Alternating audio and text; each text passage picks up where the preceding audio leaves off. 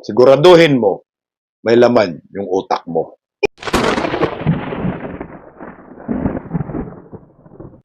Magandang hapon mga kabisdak.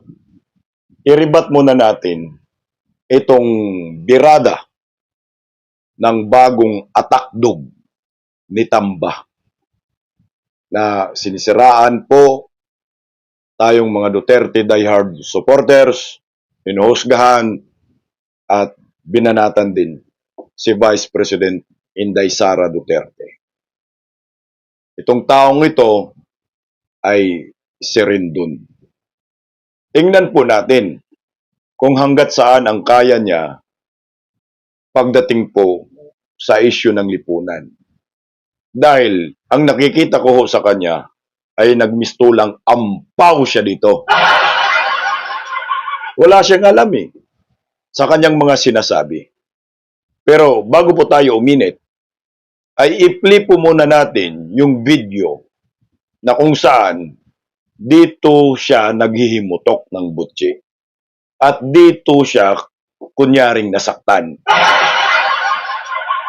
At dito siya kumuha ng hugot upang birahin tayong mga Duterte diehard supporters at hangaan itong si Tamba.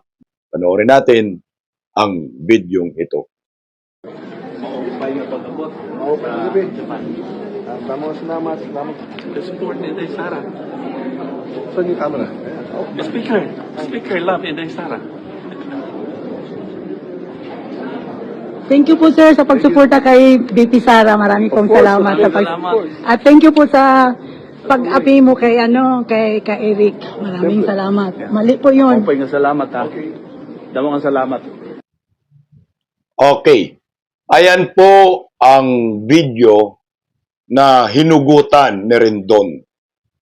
At kung ano-ano nang pinagsasabi niya, kung ano-ano nang mga lumalabas sa kanyang bibig, panghuhusga sa taong sinalubong ni Tamba at naghayag ng kanyang freedom of expression at hinanaing sa ginawa ho ng Kongreso kay Eric at kay Vice President Inday Sara Duterte.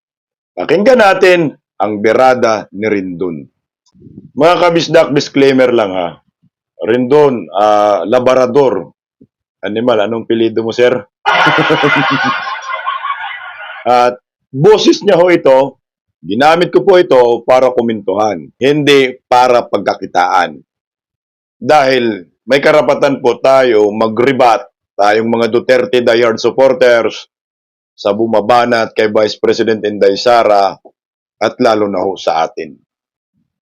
Boses lang po ito ni Rendon. Hindi ko po talaga kinuha yung video niya kasi galing po ito sa entertainment industry.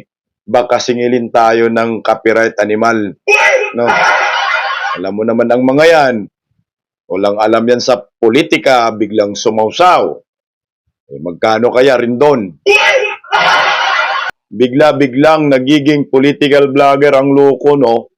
Pero anyway, pakinggan po natin ang kanyang birada sa ating mga Duterte diehard supporters at kay Vice President Inday Sara Duterte. Gusto ko lang bigyang pansin ang kumakalat, trending na video ngayon, ang pambabastos ng mga taga-suporta ni VP Sara Duterte kay House Speaker Martin Romualdez. Ang bayan, ano ang masasabi nyo sa ginawa sa ating House Speaker Martin Romualdez? Sobrang unprofessional. Puro politika na lang. Puro politika na lang ang pinaggagawa ninyo. Alam niyo naman, ako, patas lang tayo. It's too early to pick sides, guys. It's too early. Pwede bang magtulungan muna tayo? Wala. Okay. Stop muna tayo dun mga kabisdak. Sabi niya, ano daw ang masasabi ho natin sa ginawa ng Duterte diehard supporters sa Japan kay Tamba? Sagutin kita dyan rin dun. Alam niyo po, sir, tama lang ang ginawa ng Duterte diehard supporters na yun kay Tamba. Unang-una, nasaktan ho kaming mga Duterte diehard supporters sa birada ng Kongreso laban kay Vice President Inday Sara Duterte at sa mga Duterte. Nasaktan ho kami sa birada ng mga kongresista diyan sa Kongreso laban kay Ka Eric at kay Duc Badoy. Sino ba si Vice President Inday Sara Duterte? Kilala mo? Siya lang naman ang nagpapanalo sa amo mo ngayon na si BBM at nagbibigay ng pagkakataon ng posisyon sa amo mo ngayong si Tamba na magiging Speaker of the House. Yan po ang dapat malaman mo, sir. Kung alam mo, kasi sa tingin ko ampaw ka eh. Wala kang alam sa politics, sir. Dakdak ka lang ng dakdak. Tama lang para sa amin. Hindi yung pambabastos. Yan po ay tinatawag na freedom of expression. Sino ba si Ka Eric at sino ba si Badoy na pinagtatanggol po ngayon ng mga Duterte diehard supporters? Sir, may anak ka ba? Meron ka bang kamag-anak? O ikaw mismo, makikinabang ka ho dito sa sakripisyong ginawa ni Ka Eric at Duc Badoy sa pagladlad, sa pagtanggal ng maskara ng mga komunistang grupo na nasa gobyerno ngayon. Nakasalalay ang lahat ng kaligtasan ho natin dito sa mga isiniwalat ni Duc Badoy at Ka Eric. Na dapat magpasalamat ka, sir, kung hindi dahil kay Ka Eric at Duc Badoy. Hindi po makikilala ng sambayanang Pilipino kung sino po yung mga kasapi ng mga komunista. Mantakin niyo po, sir, ilang rebelde ba ang sumuko sa panahon ni Pangulong Duterte? Libo-libo. Kasama na po dyan si Ka Eric na nakipagtulungan ngayon sa gobyerno, lalo na ho sa Duterte administration, na inipit ho ngayon ng Marcos administration. Inipit ng Kongreso. Na sino ang leader sa Kongreso? Rendon? Yung hinahangaan mo ngayon, si Tamba. Tama lang para sa amin. Yung sinabi mo magkaisa ho tayo, dapat ho, sinabi mo yan kay Tamba. Di ba ho? Yan ang panawagan ni Vice President Inday Sara. Pero anong ginawa nila kay Inday Sara? Tinira, siniraan, biniktima ng black propaganda. Kaming mga Duterte diehard supporters, ito yung reaction namin.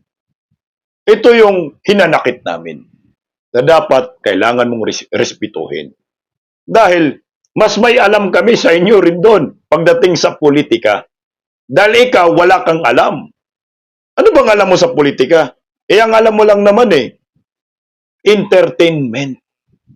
Puro prank, script, panluloko sa viewers. Nakala mo totoo yung ginagawa ninyo, yung balapiki.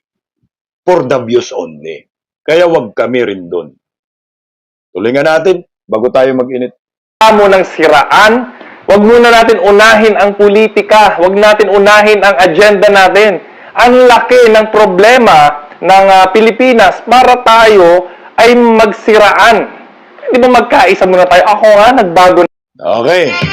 Ang ganda ng sinasabi mo dyan rin doon Huwag muna tayo mamumulitika. Huwag muna tayo magsiraan. Ang dami ng problema natin. Yun na nga ho. Ang dami po ng problema ng Pilipinas ngayon rin doon dumagdag ka pa. Dumagdag ka pa sa sakit ng ulo ng sambayanang Pilipino na wala ka namang alam sa mga pinagsasabi mo. Dapat yan, sinabi mo yan kay Tamba. Sinabi mo yan sa amo mo, kaganda-ganda ng sinabi. Pero dapat yung mensahe na yan, sa kampo dapat, ninyo, ikaw mismo yan, gagawa. Kasama po yung mga ensaymada balagers. Kasama ho yung mga kongresista na panay paninira sa mga Duterte. Look at Vice President Inday Sara Duterte. Siya lang naman ang pinakamasipag na gabinete ng Marcos administration, the most trusted secretary. 72%. Yung hinangaan mo, 34%. Ang layo ho kay Vice President Inday Sara. Sino ngayon ang nagtatrabaho? Si Tamba o si Vice President Inday Sara Duterte? Na ako eh. Sa lahat po ng taga-suporta ni VP, respeto po, Inday Sara, syempre idol natin yan, mga Duterte. Lahat naman sila magagaling eh. Okay, lahat naman yan magagaling. Lahat naman yan para sa bayan. Olal! Respeto po daw. Dahil idol daw niya din ang mga Duterte. Ugags! Idol mo ang mga Duterte, pero binibira nyo kami. Binibira nyo ang mga DDS. Binibira nyo si Inday Sara. Eh kung idol mo, you need to protect Inday Sara Duterte. You need to protect Duterte family. Sabi mo pare-parehong magagaling. Puta, ang layo naman po ni Martin sa mga Duterte. Si Vice President Inday Sara, Tatay Digong, hindi po yan ipal. Eh, si Martin, nagbibilang ng 2 itlog na bugok. Saan ka humugot ng kapal ng muka? Nasabihin mo papareho magagaling. Baka sa ibang larangan. Sila, magaling sila maglimas ng kaba ng bayan. At tingin passport mo rin dun. Ilang taon po yung expiration niyan? 10 taon? Patingin yung driver's license mo. Ilang taon ang expiration niyan? 10 taon? Sinong may gawa? Duterte. Yung hinahangaan mo, may nagawa ba? O lol. Tuloy natin. Okay? Kayo pong mga taga-suporta ni VP Sara Duterte, sa ginagawa nyong yan, mas lalong mawawalan po ng tiwala ang taong bayan kay VP Sara. Kasi kung ano ang ugali ng mga supporters mo, yun din ang magiging reflection ng leader mo. Kaya nakikiusap po ako kay VP Inday. Teka lang, bago po natin pakinggan yung kanyang pakiusap kay Vice President Inday Sara. Alam niyo po rin doon, ang babaw po ng inyong pananaw. Teka rin doon, yung ginagawa ng supporter ay reflection kay Vice President Inday Sara at lalong mawawalan ng tiwala ang sambayanang Pilipino kay Inday Sara, diyan ka nagkakamali. Depende ho kung anong klaseng ginagawa ng mga supporters. Eh kung kita mo naman, yung ginawa ng D-Day sa Japan, pinaglalaban niya yung kanyang karapatan na ipaalala kay Tamba na mali yung ginagawa niya. Na mali yung ginagawa kay Eric at kay Vice President Inday Sara Duterte. Real talk lang ho yun, tol. Hindi yun pambabastos. Ano ba ang ginagawa namin mga DDS? Di ba ho, ipinaglalaban natin ang bayan?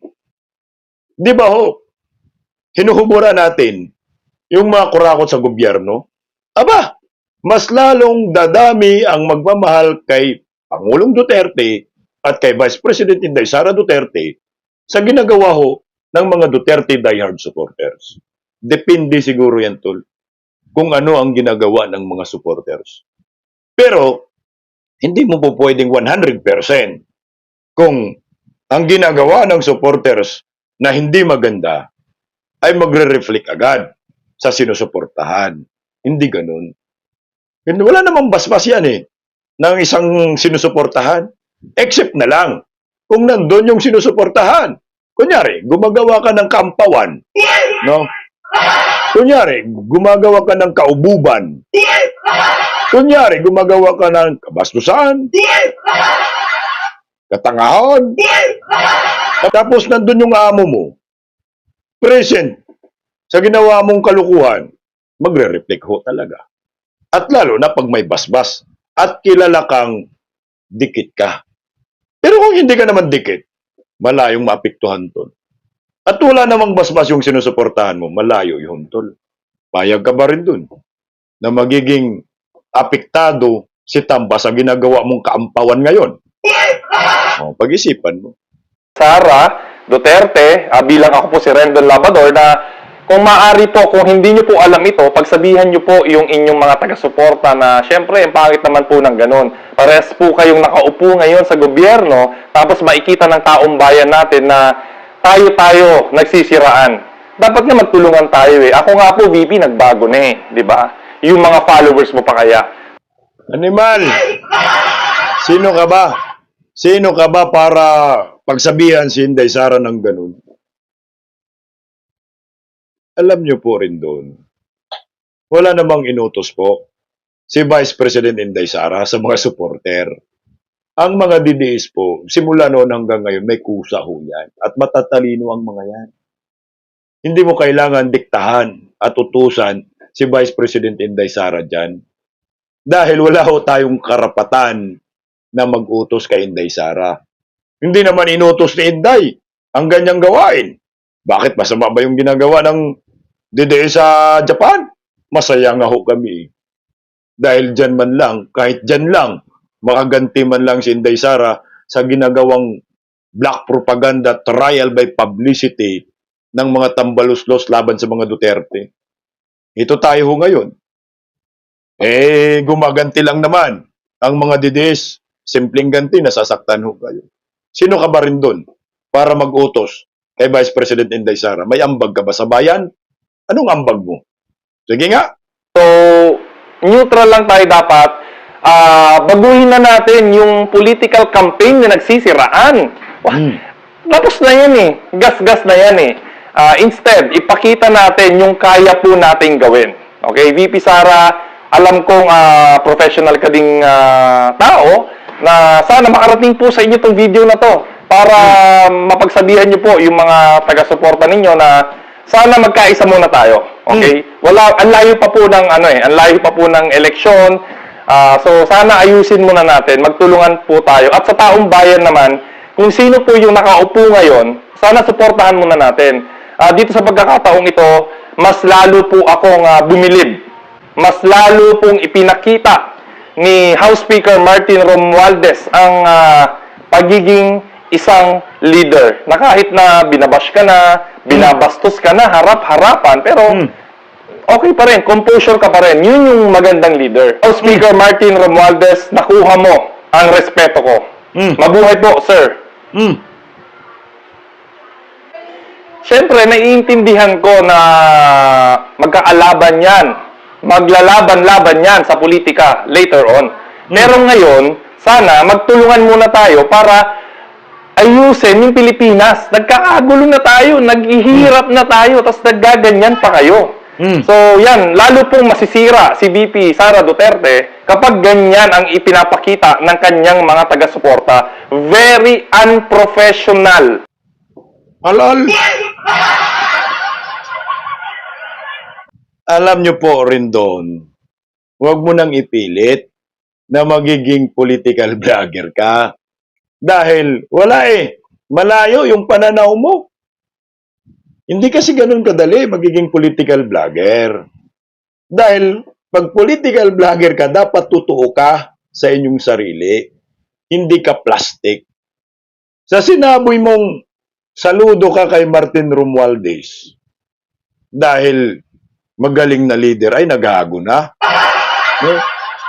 Paano nagiging magaling na leader? Tapos biglang sabi mo sa dulo, ang dami ng problema at hirap na ang bayan.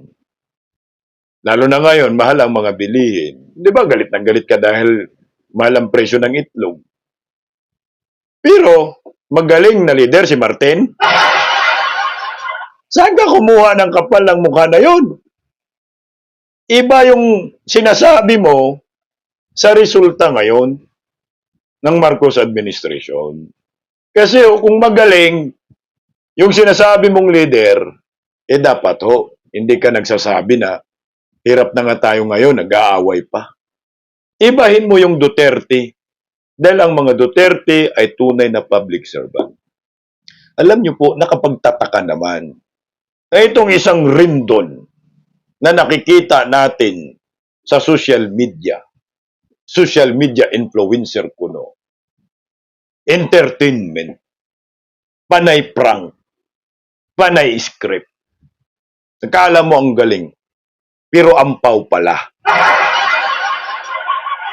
Ay bigla na lamang nagiging political vlogger at nagiging attack dog ni Tamba at Tamba Defender. Magkano ba rin doon? Alam nyo ho, ito yung sinasabi ko sa inyo. Pag yung isang vlogger ay biglang nagbago ang kanyang content, isa lang ang ibig sabihin yan, guys. Bayad ang mga yan. Bakit mo isasakripisyo nga ang kinakaugalian mong content na dun ka naman nakilala at dun ka naman hinahangaan ng mga subscribers mo? Tapos bigla kang nag-twist sa pagiging political vlogger. Anong nakain mo? Yung rice na 100 pesos ang takal? Ito, ang tindi yata ng pangangailangan nyo ngayon. Kawawa naman ho, yung mga ensaymada vloggers. Natatabunan nyo na ngayon. Hoy Rendon, huwag mo nang patusin ang pagiging political vlogger. Ibigay mo na lang yan sa mga ensaymada vloggers. Kawawa naman ang mga yan. O baka naman, talagang pinalitan na talaga ni Tamba at ni Ma'am Shea yung mga ensaymada vloggers dahil hirap na hirap sa mga DDS vloggers. Baka sakali, oobra yung mga yan, entertainment vlogger sa mga DDS. Pero ito yung sasabihin ko sa iyo rin doon. Hindi madali magiging political vlogger. Dapat dito kasi sa pagiging political vlogger, may puso ka dito. May prinsipyo ka dito. At alam mo ang isyu sa lipunan at alam mo ang isyu sa politika. Oras na wala kang alam dito, magbukang tanga ka dito. At magiging ampaw ka pa. Kaya tigil mo na yan. Pagiging Tamba Defender, atakdog na yan. Hindi bagay sa iyo, tol. Mas maganda mag-gym ka na lang. Ayos ka naman gumawa ng script, gumawa ng prank, galit-galitan. Tuloy mo na lang yan dahil dun ka nakilala. Pero ito, pang political vlogger, ito yung sasabihin ko sa inyo, madudurog ka lang. Hindi mo kaya ang mga Duterte diehard supporters. Yan ang tandaan mo. Hindi ka namin titigilan dahil binabanatan mo kami. Wes, syempre, di naman kami papayag na ikaw lang ang babanat. Good luck na lang sa'yo rin doon. Siguraduhin mo, may laman yung utak mo.